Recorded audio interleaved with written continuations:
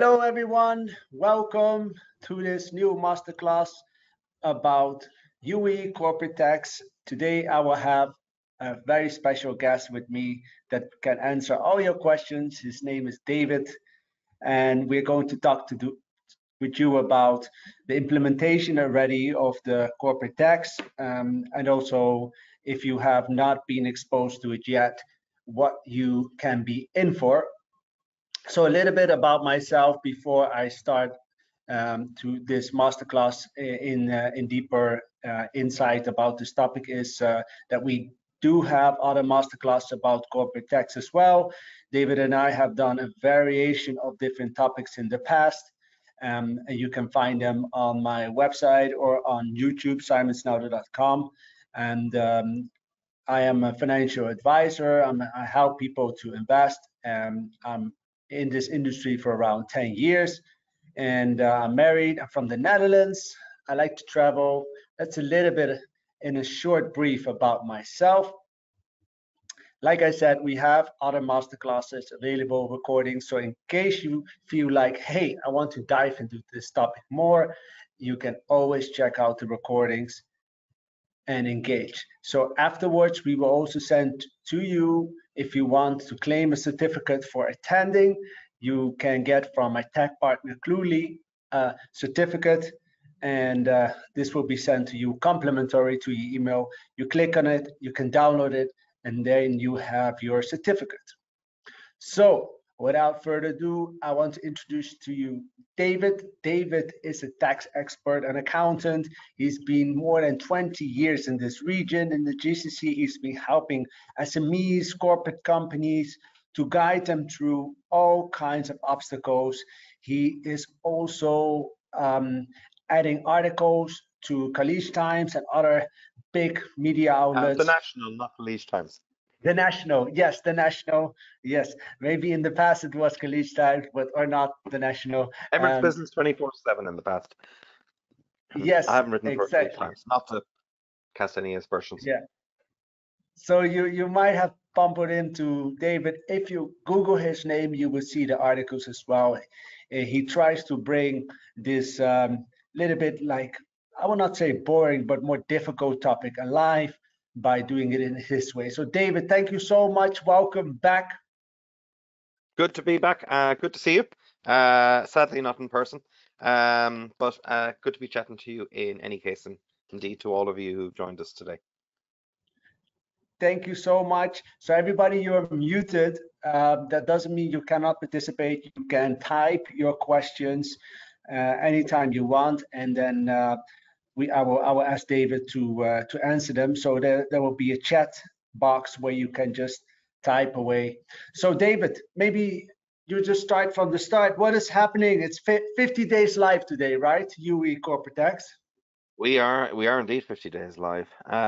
Just on questions before we get into that, ask your questions. You'd be surprised at where that brings us. The fact that we don't know everything, and that's everybody. The idea that there's a single authority or person out there who knows absolutely everything is patently not the case, and I'll explain why when we look at it from a legislative point of view that is the case, both from a legislation point of view and from an engagement point of view.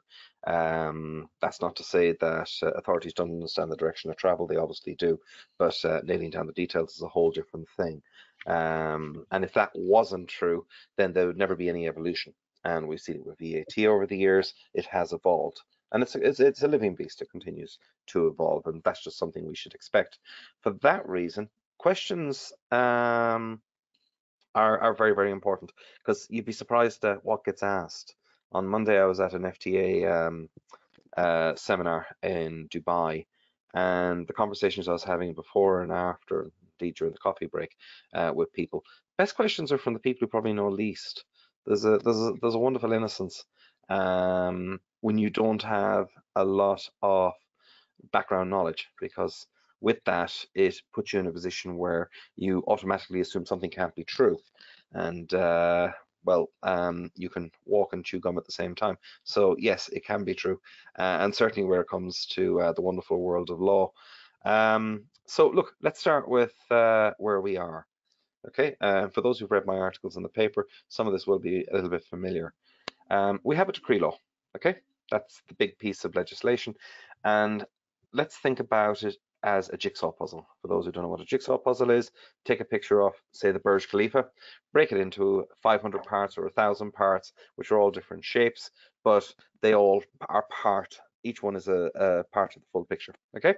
Now, what you will find in any jigsaw is some of them have flat sides, and they are the borders, okay? Because ultimately it's a picture. And what you typically do when you're doing a jigsaw is you do the outside first. So you've got the frame. And after that, you pick up your little bits of all different shapes and sizes, and you try and finish it. So think of the decree law as that frame, okay? That we have. It is what it is. Now what we're getting are the pieces in the middle, and they're not all there. We haven't been given them, and that's important to keep that one in mind, because the amount of people who do get in touch with me and go, I've read this, cabinet release number 58 has come out, it's this, and you go, well, yes, but there's more little pieces, and the pieces interact with each other, so it's very difficult to read a piece in isolation. The critical thing to remember is the pieces aren't coming from one place. So imagine you're not going into Hamleys to get these pieces for your jigsaw puzzle. You're in fact going to 3 different shops. And the shops in these case, and I am talking figuratively, are the Cabinet Office, Ministry, and Federal Tax Authority. Okay? They're all different things. And they all have day jobs. Okay? That means if you pick up all the cabinet releases to date, and I don't know what number we're on today, not all of them relate to tax, they relate to other things. Same for the ministry, same for the FTA. Okay, so you just don't go in and go, I have all the individual pieces. No, you don't. You've got pieces of other jigsaws. So what you actually got to find out to begin with, and this is if you intend to get into the detail, is which of the pieces that have come from here relate to the jigsaw puzzle you're doing. And you do that on a case-by-case basis. All right, and also keep in mind that all the pieces aren't out. We are waiting for anything up to 2 odd dozen, that's 24, cabinet decisions alone. Now, let's assume that that's the highest level of authority, and then we have ministry. So typically you would normally have more of the next tier down, almost triangular, okay? So if there's 20 of these, how many at ministry level are due? And how many at federal tax authority level are due? So we're not entirely sure is the truth of it. We do have a reasonable idea from a cabinet point of view, and after that, your position on this is as good as mine. I suppose the next point is I don't know everything, and let me assure you, nobody does. Okay, and anybody who's sitting there telling you they know everything and inviting you to spend a few thousand dirham on a class which will teach you everything won't be because it's not there. And I'll give you the best example, I think I can, of why that is true. There is a document that came out, I think it's 2 days ago now or yesterday, which invites consultation from the public, comments from the public on corporate tax. I think in particular it relates to free zones, and anybody can contribute to that. Now, if everything was definitive, that wouldn't exist. That would not have been released by the relevant government authorities just literally 24 or 48 hours ago. Okay, and we are 50 days in. So if that doesn't teach you anything, nothing will. So do keep that in mind. That said, throw your questions in. What we're trying to do at this stage is talk about what we know, understand what it is we do not know, understand what it is we need to know, and then looking at what we have, looking at the guidance documents in addition to the law, and by the way, some of the law has been different to the guidance, and try and best prepare ourselves and think about, well, what direction of travel do we appear to be moving in, and kind of prep in that order. Okay, so that's kind of a preamble, if you like. What do you need to do at this stage? There's really only one thing you absolutely have to do at this stage, although you can wait if you really want to. I would not. And the FTA in their seminar on Monday restated this quite a few times from a few different presenters. You have to register for corporation tax. Just do it. It's a one-off piece of work, and once you're registered, you're registered. That's it. Okay? Get it done. Technically, you can wait until the day you have to pay and report for your corporation tax. And let's give you an idea how far away that can be.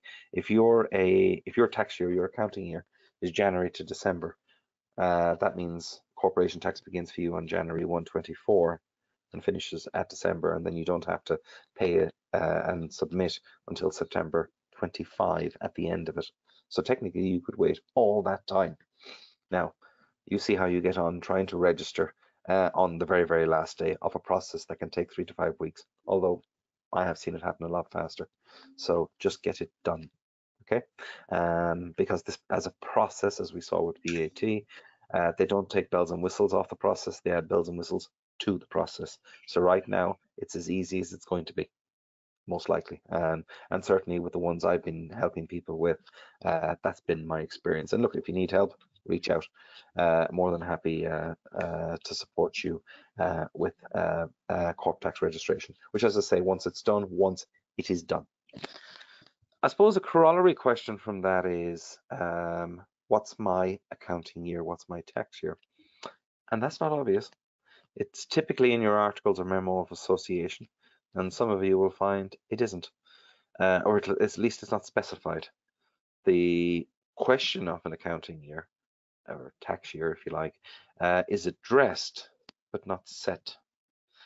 Now, the boat has sailed in terms of your ability to now pass a board minute and go, this is my year, and go back to whoever released your trade license, whoever issues it, and for them to stamp, authorize, and approve. Okay, that's gone, because on the 1st of June, the law changed. There is now a process which you must follow to do this.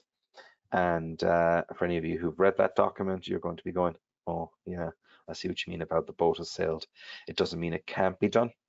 But I would suggest in the current environment where so much legislation is coming at us, so many discussions are going on within the relevant authorities, if all of a sudden you decide to change what your accounting year is, you may not find it that easy to get it done in time. In fact, you may just find that under the rules as currently sit, you aren't actually allowed in the early days to do so. Okay? So do keep that one in mind. Sorry, I have a bit of a head cold, so you're going to be seeing tissues from time to time. No problem, David. It must have been the My AC. apologies. I wish. Also, lots and lots of this. The only thing I'm missing are strepsils, which is my runny nose and unclogging sweet of choice. So that's kind of where we are. We're all going to have different experiences, so it's going to depend on whether you're an onshore or an offshore business.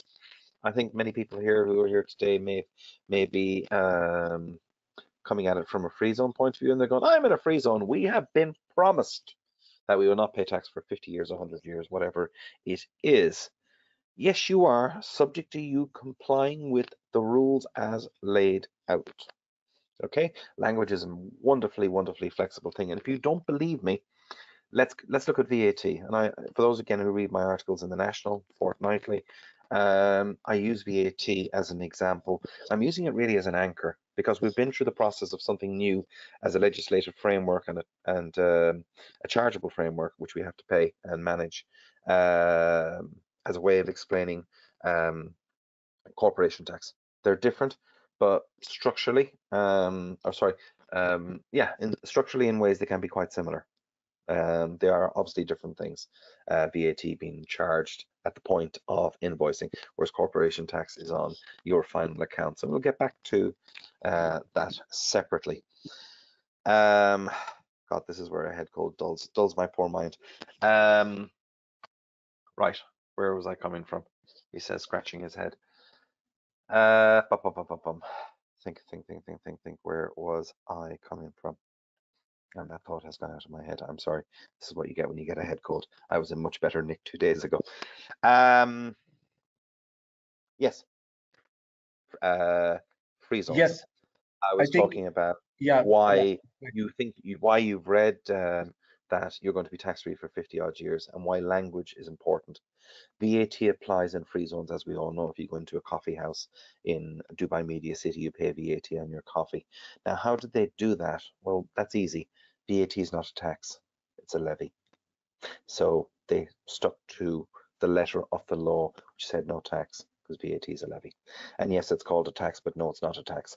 And that's a legal nicety, and it matters. Now, where are we from a corporation tax point of view? Well, what they've done is they've created a lot of persons. So we've always had two types of people. We never really passed any remarks to it, partly because we probably never saw it written down. There are natural persons and there are juridical persons. Simon and I are natural persons. You can touch us, poke us, and do whatever you like. And we will scream and shout or whatever and go, who are you? And then there's juridical persons, and they are David Daly, LLC, or Simon Snelder, FZ CO. Okay, they're legal entities. Okay, they have a trade license, and they're different things. So what the tax law has done is to create a whole horde of additional persons, which you can all be at the same time. So you can be a free zone person, you can be a non-free zone person, you can be a residential person, you can be a non-residential person, you can be an exempt person, and you can be multiple things at the same time. So while you may be a free zone person and a juridical person, which means you have a free zone entity in a free, or sorry, you have a free zone entity which is juridical, and you're in a free zone. So now, is your revenue qualifying or non-qualifying? And we're starting to see some details as to what is and what isn't. And we're starting to see a little bit of rules. So as long as at least 95% of your revenues, if you are in a qualifying free zone with qualifying revenue, and at least 95% of that in a taxable year is qualifying, you're allowed to have 5% of de minimis rule outside that. Okay, that's what we've seen so far. Now, if it's found out afterwards that it's not, and that can happen for one reason or another, reclassifications, what happens if a credit note gets cancelled after or a credit note gets issued after the fact. These are details, and these are important. So especially if you only say raise say 20 invoices in a year, one invoice can tilt that number this way or that way. So, and it's up to you, by the way, and this is where again it's similar to VAT. It's up to you to decide at the end of the day whether I'm electing to pay 0% or electing to pay 9%. So you're making the call, okay, a bit like in VAT, it's a self-declaration system. You're making the call, looking at your books and going, 96%, I'm good, 0%, okay? And if you're wrong, and it gets picked up down the line, well, you're wrong and you're going to have to deal with the consequences of that. Okay, we haven't seen a schedule of penalties yet. There will be one. There was one for VAT that got updated, and there'll be one for corporation tax. That's win. Now, so keep those kind of things in mind. It's not that simple, okay? And it's not, I would say at this point, inherently clear either. I'd say what we have is direction of travel. Let me dig in a little bit deeper. And as I say, look, firing questions if you've got them. For those who've been around long enough and are conscious of what, and again, I'll go back to VAT because the principle will apply same for corp tax. Say you've got a dual environment. Imagine you're running a building, you got residential upstairs, commercial downstairs. Very normal, okay? So what you have there when you're invoicing tenants, residential, commercial, you've got some who are exempt, can't charge VAT, can't claim, and the guys in the commercial, you must charge VAT and you can claim. Well, the way that works is you declare it separately from a VAT point of view. And then that's simple on the invoicing side, but on the cost side, you have to bifurcate. Okay? So any costs relating to the residential, you can't reclaim at all. Can't charge, can't claim. On the commercial, if you charge, you can claim. Happy days. But we have a security guard. In fact, we got 3 of them, 8-hour shifts, 24 hours a day. And they cover the whole building. So imagine now the revenue is, I don't know, 50%, 50%, 50 residential, 50 commercial. Well, you only can claim on a proportional basis. So you can claim half the VAT from that security firm who provide the security. That's called bifurcation, okay? That's in VAT. Now, what happens if the same applies in corp tax? If you've got exempt revenue, or sorry, I forget exempt revenue, sorry. You have qualifying and non-qualifying revenue. Where there's shared costs for those 2 revenue bases, are you going to have to bifurcate? Imagine if you're running a building which has an exempt and a standard, or a standard VAT environment. You've already got bifurcation on VAT. Imagine now you end up with bifurcation on corporation tax. It's almost like running 4 sets of accounts. And here's the worst part. I mean, let me make it worse than that. That's 4 sets of accounts from a reporting point of view. You're still going to have the financial accounts, which is the whole lot. So you've got this financial account, which is 1. You've then got to divvy it up into 4, potentially. 2 for VAT, 2 for corporation tax, because they're different things. And then, of course, you've got management accounts, so you've really got 6. So how good is your firm? And I'm obviously talking about larger firms here, or people who own a major asset and who are operating that asset, what's called an immovable object, which is what the buildings have been called in corporation tax. So, yeah, are you ready for that? And these kind of things are important. Simon, have I given you any pause for thought? And you're on mute. Yep, you're definitely on mute. Yeah, sorry. Yeah, I was trying to process everything you said. I was on mute when I just responded. Yeah, what I'm curious about is now that corporate tax has been implemented, do you see an increase or decrease of other companies that are established in other countries to set up their office in the UAE, or are they discouraged by the new tax system? I think it's a matter of, I think we got to split it up. So we got to take out individuals. We got to take out maybe more long-established entrepreneurs, and then we move into SME type entities and larger corporates, because they're all going to react differently to it. 9% as a corporation tax rate is still extremely competitive from a global point of view. Sure, there's still some places with 0. How long are they going to be around for? Well, let's see. Part of the reason we're doing this is part of the international drive to have a global floor for tax, okay? And it's driven through the BEPS, which is Base Erosion Profit Shifting program, and Pillar 2. And the idea is here that there be a minimum level globally of 15%, which of course begs the question, well, why isn't ours 15%? Now, we are waiting for clarification. And it may be the case that entities here which do €750 million or more will come under the 15% rate, and 9 will apply to everybody else. I haven't seen anything official on that yet, but that's the kind of thinking. So 9 in itself is still very competitive. It does beg the question, why not just round it up to 10? It would make the maths a lot easier. But okay, I'm just being slightly facetious there. So the large corporations, they're fine. They've got all this priced in. They've got no end of expertise in house and expertise on tap. And we talk and support that type of work as well. SMEs who are operating in maybe 1 or 2 countries, who may have thought about coming here, may have stopped initially. But there's more to just the tax rate as well. Keep that one in mind. There's the length of time that the UAE has been pushing itself forward into the commercial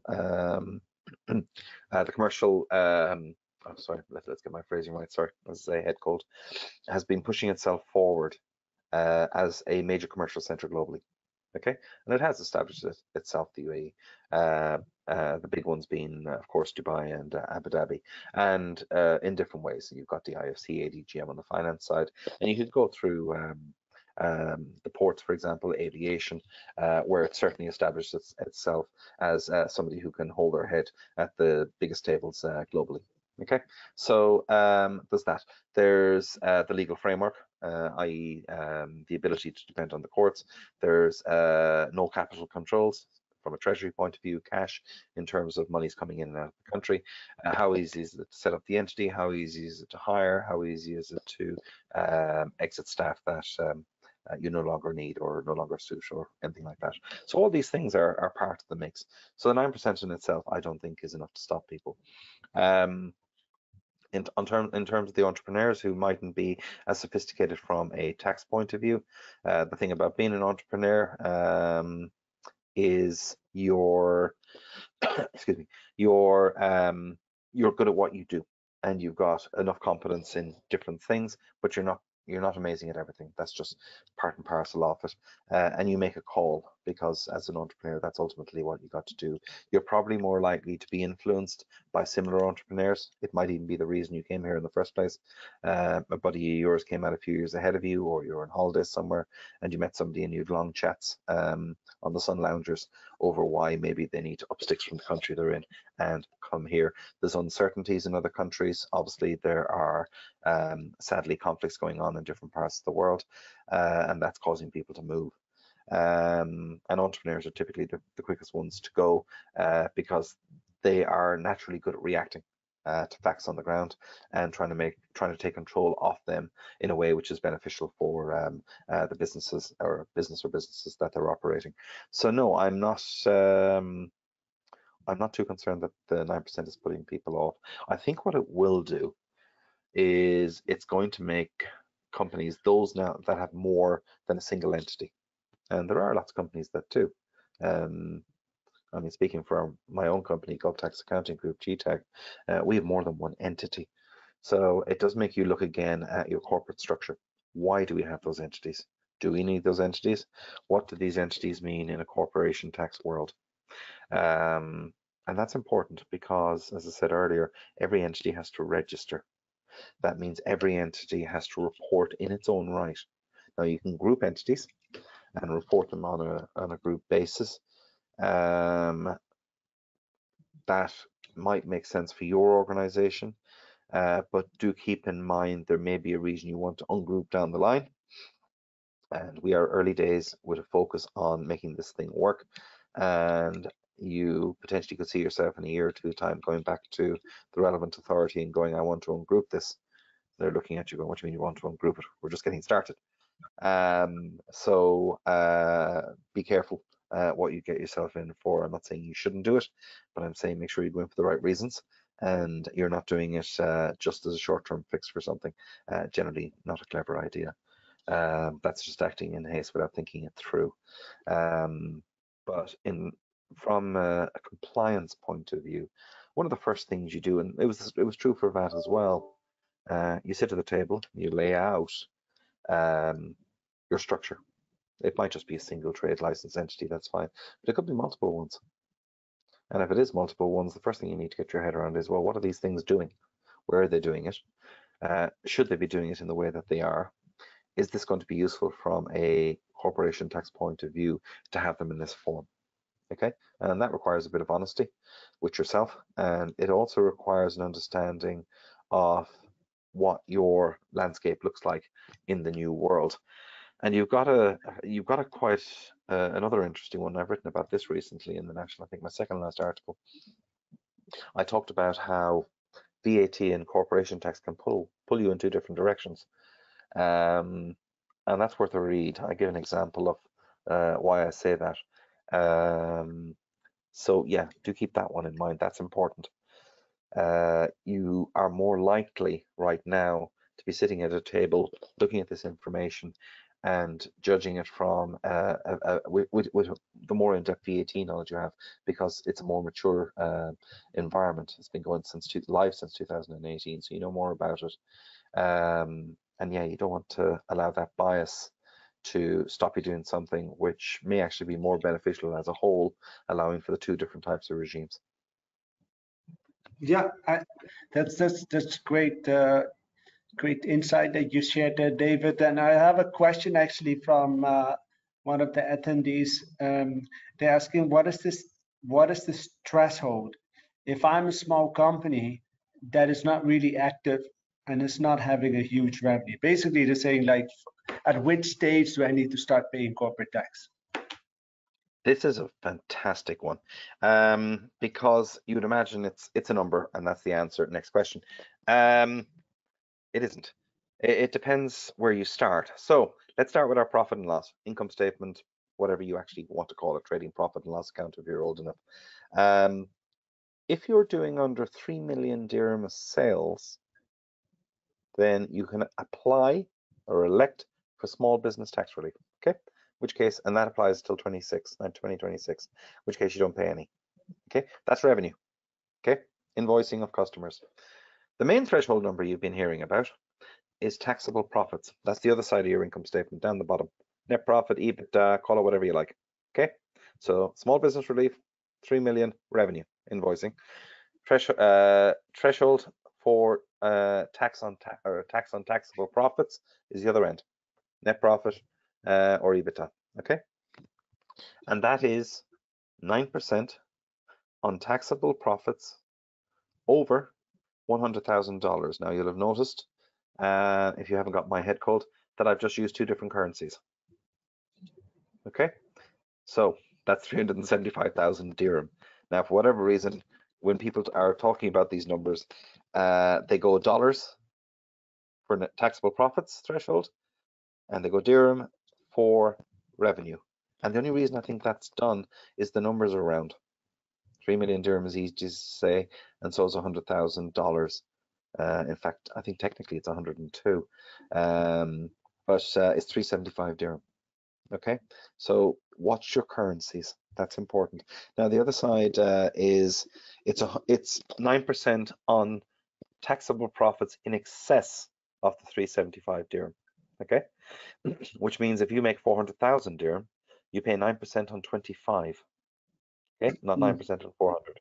Okay, so yeah, keep that one in mind. The other one is what's a taxable profit? Well, let's keep it simple. Imagine you've got 100,000 invoiced to clients, which is taxable revenue. Okay, and then you got 50,000 of costs, and you're going, oh, happy days. I'm only going to be paying tax on 50. Let's just imagine you're paying tax on whatever the bottom number is. Well, it depends. Of that 50,000 of costs, how much of it is allowable against your taxable revenue? So let's say off that 50, 10 of it is entertainment. Well, we already know the answer to that one. We're allowed half. So you get 5. Okay. Let's say 10 of it just isn't allowable for whatever reason. We haven't got the full list, which is why I can't go into this in crazy amounts of detail. 10 just isn't allowed. Okay. Well, that's another 10 you're not getting. So now we're down to 35. We've already got rid of 10 we know we can't put against the profits to reduce our taxable profits. We know we only get half of entertainment. Okay, so let's talk salaries. Imagine the balance is 30, and you go, well, got to pay salaries, but that salary is going to the owner. In many cases, we're talking SMEs. So that person is a connected person. What I mean by that is he sits on both sides of the fence. He owns the business and he's an employee of the business. He's got an employment contract, he's got a labor card, he might be being paid through WPS. But the tax authorities in an audit look at this and go, 30,000. What is the normal salary paid for somebody in the position that you're claiming a 30,000 salary for? Insert whatever number you like. The principle is what matters. What's normal in the industry for that position? Do you have the skills to actually do the job you say you're doing? And have you been doing any of the work? By the way, it's up to you to prove this because you're a connected person. Okay, you're on both sides of the fence. This is transfer price. I'll talk about that next because that's important. So you're going to have to demonstrate that charge is at arm's length because you're on both sides. Many entrepreneurs will be both owner and employee. Okay, so if you can't demonstrate that, imagine if the reality was if you did a project on it, you'd find out maybe the salary's only 10. Well, the authorities are within their rights to go, you've overpaid yourself by 20, which means you reduced your taxable profits by 20, which means you've underpaid your tax. And you did this 3 years ago because we only got round to auditing you. Well, you're going to get a penalty. You owe them money. So not only are you going to get a penalty, you're going to have to give them the money you owe them, and they're going to charge you interest. And for anybody who's been through the VAT world, well, we know what that looks like, and it's not pretty. Okay, so it's not simple. Now you may be going, well, where the hell do I get help here? Well, we haven't got all the rules yet. Okay, so keep that one in mind. Okay, and we've got time. You may be thinking, all right, I'll get the auditors in and they'll do it for me. I don't know what that framework looks like yet, because although we know we got to report or we got to audit under IFRS rules. We got to do accounting under IFRS rules, although there are carve-outs for cash accounting, which is an interesting one, and I'm not going to get into that here because that's quite technical, and I don't want to lose everybody. The audit profession is going to have to come up to speed with what an audit world looks like, allowing for the corporation tax rules, which are IFRS compliant. The secondary side of this, and this is very important if you're a January to December entity, which may need for the first time an audit. There's going to be a lot of additional entities needing audits, which means there's going to be a huge demand for them, probably all at the same time. Okay, and if you've never done one, my advice, and again I've written about this, is have an audit done off your books to the 12 months into the start of your accounting year in a corporation tax world, so you've gone through the process. Not only that, at least you've got an opening set of externally audited books as the corporation tax world begins for your entity. It will reduce a lot of headaches. Yeah, sure, it's going to cost you a few thousand dirham, or depending on how big your business is, maybe a huge amount or a lot more than that. It depends, but it is definitely something I would advise you to do, along with getting registered. So I asked myself a question which I said I was going to answer. As I say, my head code is not doing anything for my short-term memory. And what was that? Oh yeah, transfer pricing. Right, what is transfer pricing? Because you're going to hear a heck of a lot more about this, okay? Apparently it's going to be one of the longer decisions released. It's going to be one of the bigger internal jigsaw pieces. Transfer pricing just means that in a transaction between two parties where there's a relationship, okay? Party one might own half of party two. They've got to demonstrate that the transaction is conducted in a way as if there was no relationship between the parties. Okay, the amount of detail you've got to have behind that is generally related to your turnover. So certainly for smaller entities, you're not going to probably have to worry about putting something so formal together, which larger entities just have. It's quite standard internationally. The big question is this going to apply in country? And what I mean by that is UAE entities to UAE entities. I don't have an answer for that. My gut tells me yes. I don't think there'll be a carve out. It'll just be connected parties to connected parties. Because you could, in theory, if you didn't want to group, use the fact that you're sitting on both sides of the fence to manipulate profits. Okay? And that's what transfer pricing seeks to stop you doing. Otherwise, what would happen is all the companies in the world would be out this part of the world, and they would charge whatever the revenue is in their sister companies in taxable environments, and there'd be no tax revenue over there, and it would be all sitting here. So yes, this stuff does exist for a reason. There's a purpose to try and have a fair playing field for everybody. So that's coming. It won't impact a lot of you. It may impact some of you. As I say, grouping kind of deals with it from an in-country point of view, but you might not want to group for different reasons. So ungrouping is a particular skill, and you might actually be selling one of the entities, in which case, how are you now going to detach this or this entity which is about to be sold? So as I say, keep kind of that in mind. Simon, back to you. Yeah, that was very, very good, David. And I think some of the key highlights of what you just said is, I would just repeat it. So if your company is, the revenue is 3 million, and then the taxable profit means that basically after you deduct a bunch of stuff like staff costs, your rent, etc., if you have more than 375,000 dirham profit, then you could be taxed.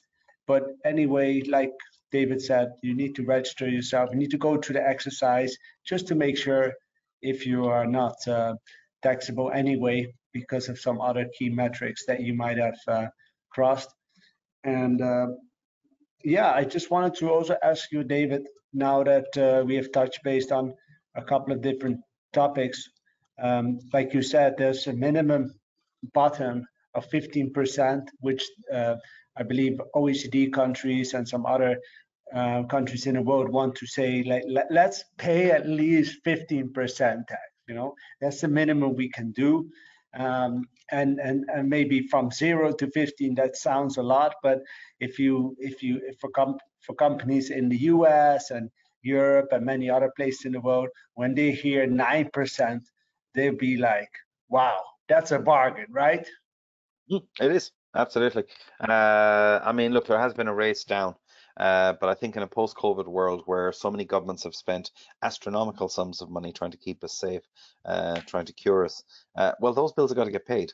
That's just the hard cold reality of it, and that money's got to come from somewhere. So, hence, taxes are going up. Um, that's just, yeah, as I say, that's just a hard fact. Commercials. I mean, if we look back to when VAT came in and people said why, I remember at the time saying to people, I probably even said it to you. I said, we live in this Yeah. amazing country. Have you seen our roads? The infrastructure is phenomenal. You don't know anything like this. Back in the old world, if you like. That's got to get paid for. There's no such thing as a free lunch. So yeah, we got to pass on our piece. And like any normal country, as it evolves and as it matures, that contribution element comes in. And this is part and parcel really of the same journey. I mean, I personally, I didn't think we'd get corporate tax till around 2030. So it's a bit earlier than I expected. But then I think that's primarily been driven by Pillar 2. But that's not to say it wasn't coming. I think it was coming anyway.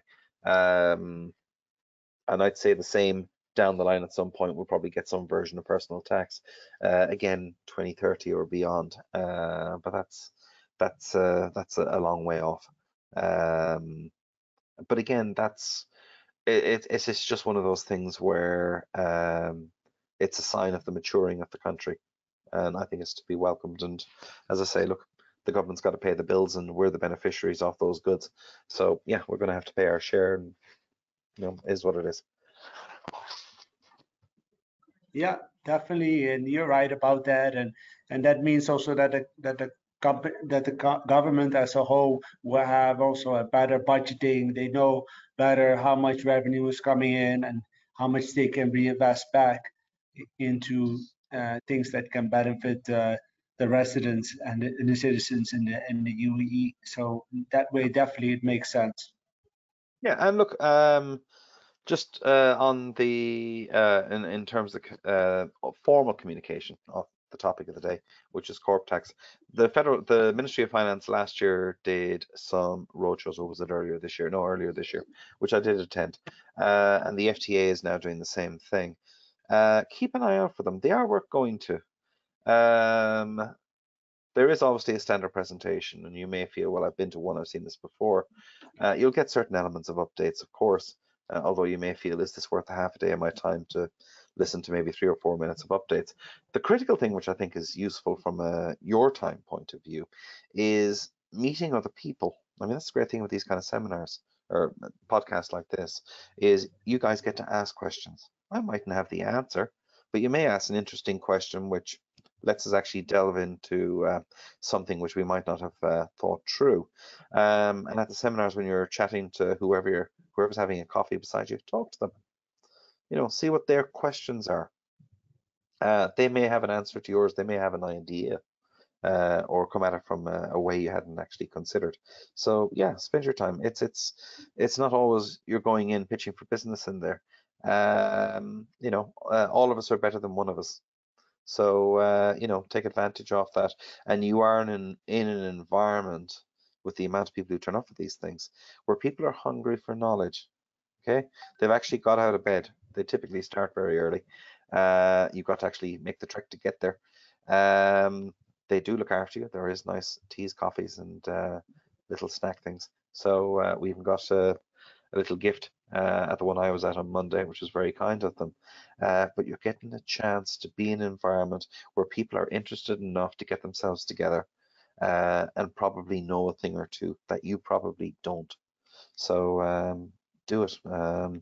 Being here today is part and parcel of the same journey, but when you interact, you get more out of it. Yeah, absolutely true. So David, I don't have much questions for you anymore, but maybe somebody in the audience will come with a last minute question. But I just wanted to ask you, is there something that you have not shared or something you have not touched on that you think that will be valuable to share right now at this moment? No, I think look, what I've tried to do is to lay out where we are, um, to lay out the things you actually have to do, to lay out some useful things that you might do, and how you can continue to educate yourself. There's an awful lot of material out there. My warning to anybody is to be wary of the person who claims to have far more knowledge than you feel in your gut that should be that they should have, or that's probably there. Okay, I mean, any big announcement, if tomorrow morning absolute clarity came out on, say, the treatment of corporation tax for free zones, it'd be front page of every newspaper. You'd be listening to it on the business breakfast for a week. Okay, so if that isn't happening, then the likelihood is it hasn't happened. So if somebody's rambling on about that, haha, I have figured it all out, they probably haven't. So do be wary. Do talk to people. Don't be afraid that you might be wrong. That's okay. Look, that's part and parcel of learning.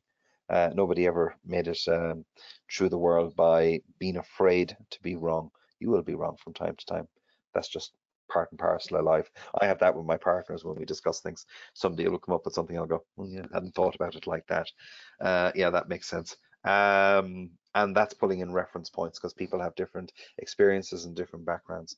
Also, you might be dealing with somebody from another country who's already got a more mature, say, corporation tax environment or VAT environment. So they're already got the experience of being able to look down the road and see where you are now, where that's likely to head in. Also, they may even have a view of the direction of travel in multiple countries is in a given direction, and we're probably going in the same place. And that's just something you just might not be aware of, and that's fine. That's okay. We all have those moments, and you just go, oh, okay, fair enough, and you take it on board. You question it, of course, and you make sure you're content with it. You may do a little bit of research yourself on the side. Again, these are good things, you know.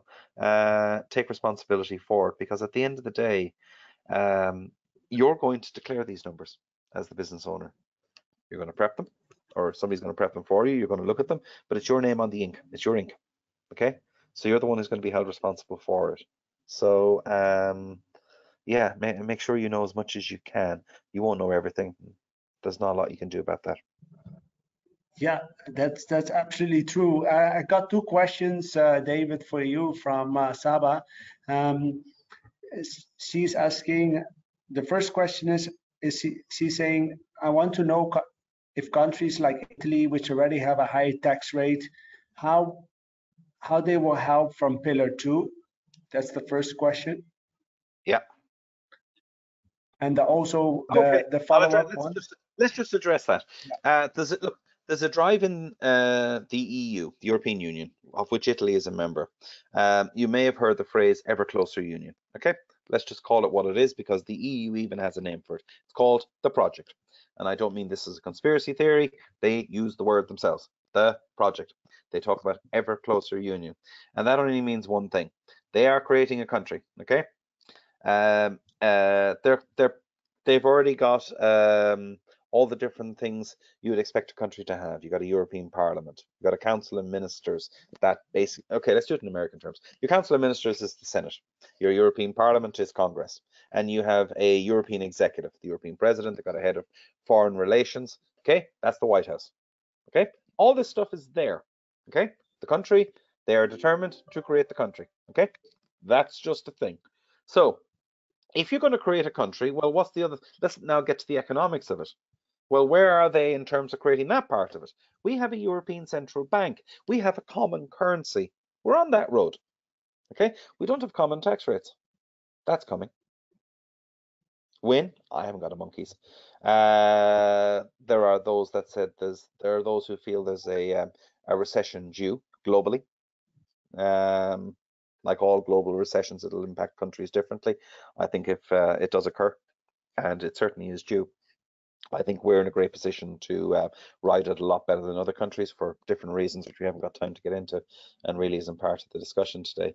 Uh, in that environment, and we've seen this in the EU before, you never waste a good crisis. And by God, there will be a crisis if there's a global recession, because the debt numbers are rather frightening. And the other big one is demographics. If you've been watching where countries are going from a population point of view, 2.1 replacement rate, have a look at those and have a look at your demographic pyramids, and that will give you an idea of the direction of travel of that. So would an EU bent on ever closer union in the project use this as an opportunity to standardize all these things across Europe? Yeah. What would it look like? Would it look a bit like the States, where you got state tax, i.e. one corporation tax for the country, but you got state taxes and local taxes? Possibly. I mean, the EU does operate on the old Curia model of communautaire, excuse my French, which is decisions being made at the most local level. And that would play to that. But at that point, you've got economic union. And now, fundamentally, you're kind of there with a country. So I would say to the lady who asked the question that Europe's already on that direction of travel in any case, as long as the German central bank agree and Ireland passes a referendum allowing a change in its constitution. Without those, it ain't Yeah. happening. So just to maybe to clarify, maybe let's say assume her company is active in multiple countries. They're based in the UAE, maybe the headquarters based in the UAE, and they are also dealing with countries like Italy where there's a higher tax rate. So basically, maybe the question could also be like, how can they manage all these different tax rates? Yeah. Okay. So imagine. So first of all, the company has got to. You're down to two ent. Let's say there's two entities, one in Italy, one in the UAE. They're owned by the same people. Okay. So let's say that everything is consolidated back to here in the UAE. Okay. This is the parent. Daddy's here. If the company in Italy has paid taxes of, say, let's just pick out a number, 20%. Yeah, I believe there's a double taxation agreement between Italy and the UAE. Because the company in Italy has already paid 20% taxes, when things get consolidated back here, the UAE charges 9. The fact that 20 has already been charged, well, you're not going to get charged tax twice, because if they charge tax at 9, you're actually now paying 29. Okay? Now, if Italy didn't charge taxes at all, and everything gets consolidated back, the UAE go, well, you haven't paid any tax, so you're going to pay 9, because that's our minimum tax that should be paid on numbers reported here. So yeah, you're gonna have to become aware of what double taxation agreements are in place and what the wording of that is. This is a very, very common thing. Most countries have got what's called a DTA, double taxation agreement between them. So just kind of take that into account as your starting point. If you find it's getting technical and you're getting very lost, and letters like DTA scare you, get help. Okay, there are people out there who can help you. Make sure they do know what they're talking about. We can if you want it, but there are people out there who definitely can hold your hand through this and help you with maybe some restructuring, which might be required.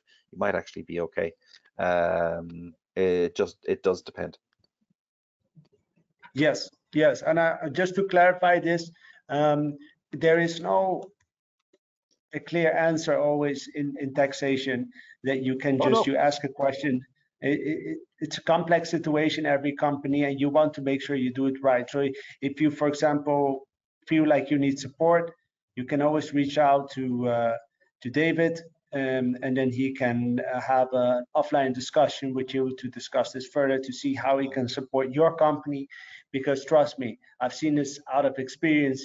Don't try to mess around yourself. If you make a mistake yourself, it's going to be far more costly. What's your Yeah, take on just to that, pick up on David? what Simon said there. Um, Sometimes there isn't an answer. Okay, and that may sound Mhm. strange, but legislation doesn't cover every single possibility. Sometimes we find as consultants is we have to put together a case for something where it's not exactly clear. So we're looking at your case, constructing it and going, all right, we actually think this is a reasonable position. We think the law is unclear, and this is why it is not clear. This is what we think the situation is in this case, and you construct that. and then you go present your case. Okay, and you go, here I am. And by the way, tax authorities the world are used to this. Because if this didn't happen, think about it like this: there'd never be any court cases because the law is that definitive. The reality is it isn't, and it can't be, because they'd be still writing it. It would never get released because somebody would always come up with a slightly different take on something. So yeah, there's not always that 100% answer. There is, look, I can argue from both ways, but based on what I'm hearing, I think it's this, or it may be a case of the customer wants it to be this, and you can go, well, yeah, I can argue it for that too. And we try and construct a case which supports it because it's not clear in law what the answer is. Now, that's going to be for much more sophisticated firms. It's not going to be for everybody, but those cases certainly exist. Yeah, well said. And David, I want to thank you because it's almost 5 o'clock, and then you have a meeting after this. So, and we let this roll till 5 o'clock anyway. So I want to thank you so much for attending and for answering questions and for providing the latest insight and the overall explanation of how the landscape is, which is complex, but you make it so easier when I listen to you and other people listen to you. So thank you very much, David, for joining. Very welcome. Been a pleasure, Simon, as always. And thank you for joining. And good luck out there. Yes, and for the people listening and the people that are watching the recording, you just heard David Daly, who is a big expert on this topic. So please reach out to him directly if you want to know more, or you can send me a message if you want me to introduce me to him, you to him, sorry. And thank you for attending. Thank you for watching. Have a nice day. Thank you, David, again. Have a great long weekend. Happy New Year. You too. Bye-bye. Bye.